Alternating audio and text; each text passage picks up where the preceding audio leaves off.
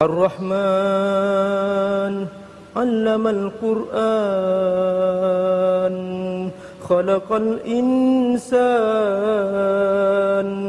'allamahul bayan. Bismillahirrahmanirrahim. Assalamualaikum warahmatullahi wabarakatuh. Brothers and sisters, kita berjumpa kembali dalam kajian kita yang mudah-mudahan kita selalu diikat dalam keindahan iman kepada Allah Subhanahu wa Ta'ala.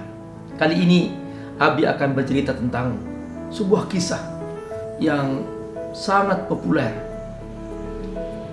Kemarahan seorang ibu karena kedurhakaan seorang anak, yang kemudian muncul sebuah ucapan yang membuat malapetaka untuk anak itu. Itulah kisah Malem Kundang. Kita mendengar cerita ini. Hari itu sang anak Malem Kundang sedang berhasil. Dia menjadi seorang nakhoda, sebuah kapal laut yang besar. Ibu datang mendengar sukses sang anak, sangat bahagia. Ibu tahu jerih payahnya, bagaimana hamil, mengandungnya, bagaimana melahirkannya yang berdarah-darah, bagaimana merawatnya, menyusuinya sampai anak ini besar. Namun begitu anak ini besar, berhasil, tiba-tiba dia melupakannya. Hari itu ibu datang membawa makanan yang kebiasaannya dia masih kecil dia makan, agar anak ingat apa yang pernah dia rasakan dahulu. Namun tiba-tiba sang anak melupakan semua itu. Ibu marah. Mengapa anak ini melupakan semua kebaikan sang ibu? Terucaplah dari ibu sebuah doa. Doa seorang ibu mustajab. Satu kalimat yang diucapkan itu akan menjadi sebuah kenyataan. Ibu mengucapkan, jadilah engkau batu anak. Maka benar peristiwa itu terjadi. Sang anak menjadi batu. Itulah kisah Malem Kundang.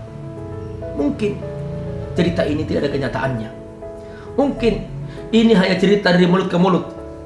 Oke. Tapi ini pelajaran bahwa menjadi orang tua harus juga diperhatikan oleh seorang anak. Seorang anak harus tahu diri di hadapan orang tuanya, terutama di hadapan sang ibu dan sang ayah. Memang Rasulullah SAW berkali-kali mengucapkan ummuk, ummuk, ummuk, ibumu, ibumu, ibumu, ketika datang kepadanya seorang yang minta nasihat kepada siapa aku harus berbuat baik. Terakhir Rasulullah SAW menyebutkan abuka, ayahmu.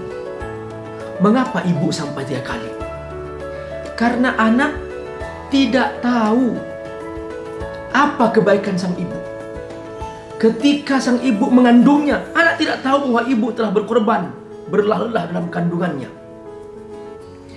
Ketika anak dilahirkannya, anak tidak tahu bagaimana sang ibu bersimbah darah. Ketika sang anak disusui selama 2 tahun, anak tidak tahu kebaikan sang ibu.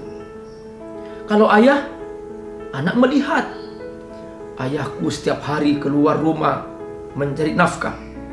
Ayahku setiap hari memberikan apa yang dibutuhkan. Anak tahu, melihatnya. Tapi kebaikan ibu, anak tidak merasakannya. Karenanya Allah sendiri turun tangan untuk menggambarkan bagaimana perjuangan sang ibu Allah Subhanahu wa taala berfirman, hamalathu ummuhu wahanan ala wahni wa fisaluhu fi amain. Sang ibu mengandungnya selama 9 bulan dalam keadaan serba lelah, lalu menyusuinya selama 2 tahun. Yang itu semua tidak dirasakan oleh anak. Allah Subhanahu wa taala tidak pernah menceritakan kebaikan sang ayah dalam Al-Quran. Karena kebaikan ayah kelihatan, tapi kebaikan ibu tidak kelihatan. Disinilah betapa menjadi mustajab doa sang ibu.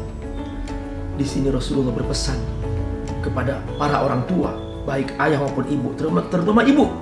La tad'u ala nafsik. Janganlah kamu mendoakan buruk terhadap dirimu. Wala ala auladik. Jangankah kamu mendoakan buruk kepada anak-anakmu. Wala tad'u ala amwalik. Janganlah kamu mendoakan buruk terhadap hartamu sendiri. La'allahu yuwafiqu sa'atan istijabah.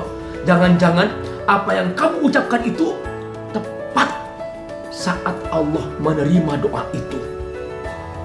Cerita Malim Kundang tadi pas ketika ibu mengucapkan kata-kata buruk, mendoakan keburukan, mendoakan malapetaka untuk sang anak.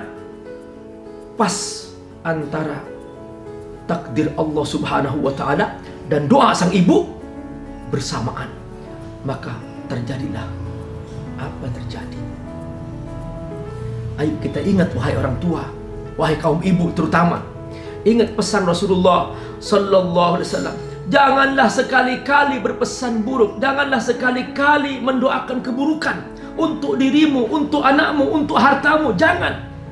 Siapa tahu itu ternyata kemudian bersamaan dengan diterimanya doa itu, terjadilah seperti apa yang terjadi pada Malim Kundang itu. Sekalipun itu sekali lagi, itu mungkin cerita dongeng, tidak ada kenyataannya, namun itu mengandung pelajaran. Tirulah, wahai para bunda. Tirulah, wahai para bunda. Seorang ibunda yang mulia, ketika dia melihat sang anak melakukan sesuatu yang dia tidak sukai, sang bunda ini langsung dia mendoakan sang anak, tapi dengan kebaikan. Sang ibu mengatakan, anakku, semoga Allah menjadikan kau imam Masjidil Haram. Semoga Allah menjadikan engkau imam Masjidil Haram. Semoga Allah menjadikan engkau imam Masjidil Haram. Subhanallah, doa sang ibu itu bertepatan dengan takdir Allah Subhanahu wa taala dan Allah menerimanya. Terjadilah apa yang terjadi. Dialah ibunda dari Imam Sudais yang sekarang menjadi imam Masjidil Haram. Allahu Akbar. Saudaraku, ayo jadilah orang tua yang bijak. Marah itu manusiawi. Berlebihan dalam marah itu adalah pintu setan. Mengeluarkan kata-kata kasar dan kotor itu tidak baik. Ayo jaga, apalagi berdoa sampai mendoakan keburukan dan malapetaka. Naudzubillah. Jagalah. Mudah-mudahan ini tidak terjadi di rumah kita. Wassalamualaikum warahmatullahi wabarakatuh.